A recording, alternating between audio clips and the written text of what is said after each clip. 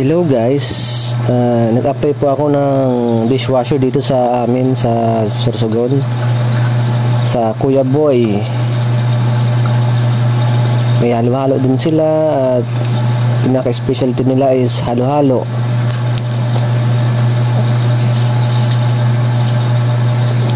Ngayon ay nag-sideline ako ngayon dito para may income, para hindi sayang yung araw. First time ko pala mag dishwasher.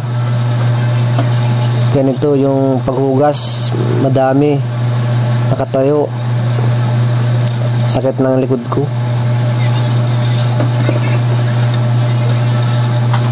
Grabe pala to, grabe pala yung dishwasher. Siguro sa una lang talaga to, sa una lang talaga na hindi sanay yung katawan mo. Mga ilang araw masanay na din. Okay naman kasi alas 2 yung pasok hanggang alas 10 ng gabi. Sahod ko naman is 400 ang araw.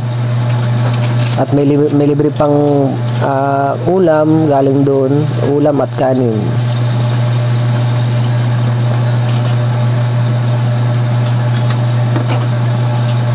Ang hirap pala ang hirap pala humanap ng pera pag ganito.